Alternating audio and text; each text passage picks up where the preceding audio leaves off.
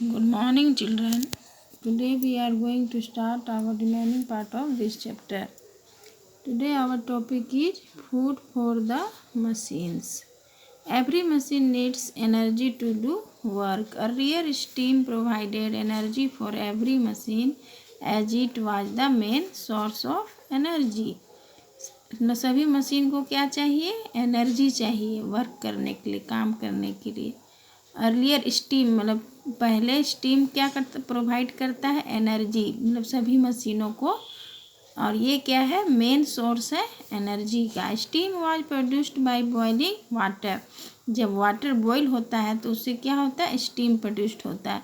So coal and wood were required to boil water and generate the steam for the engine. Coal, mineral oil, electricity, wood etcetera provide power to the machines and are called fuels. ये क्या कहलाता है? Fuels. Next क्या है? कोयल.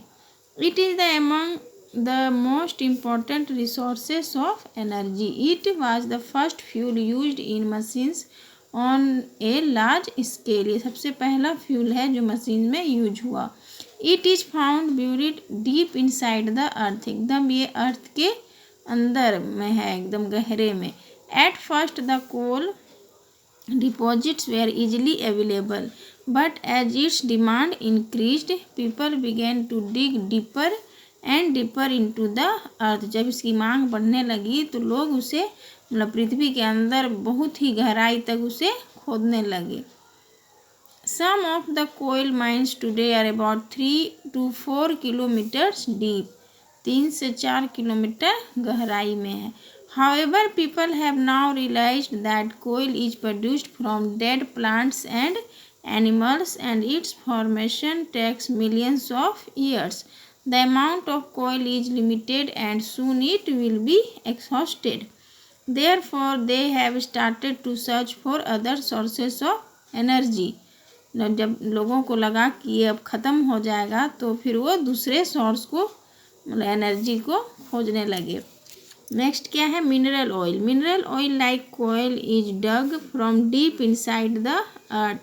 This crude oil obtained from the surface of the earth is sent for refining. After its refining we get petrol, kerosene, diesel and other chemicals. It was discovered accidentally in America in 1857. 1857 ईस्वी में America में इसका खोज हुआ.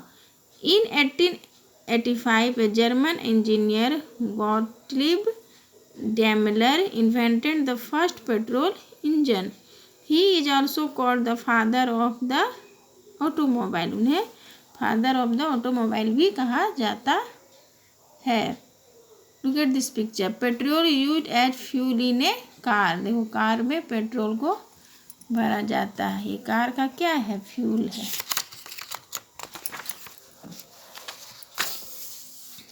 Today, cars, scooters, aeroplanes, etc. run on petrol. Rudolf Diesel invented the diesel engine.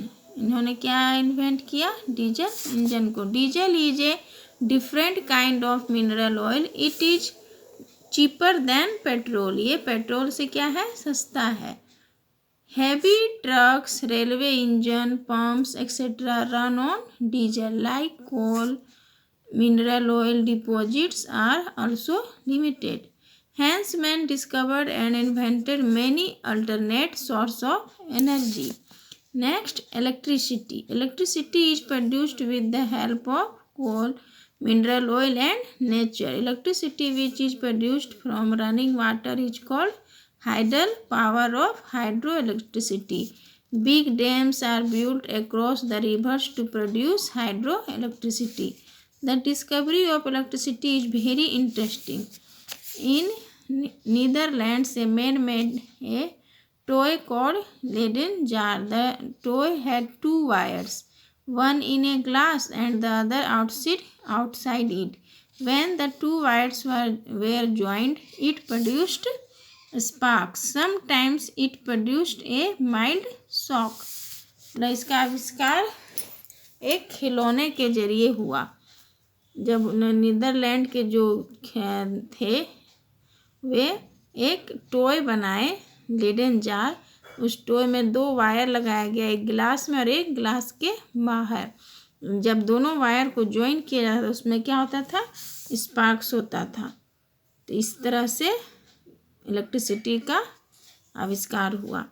Benjamin Franklin, an American scientist, heard about the Leyden jar. He had observed the lightning in the sky and the sparks of the toy. According to him, the lightning in the sky and the sparks produced by the Leyden jar were similar.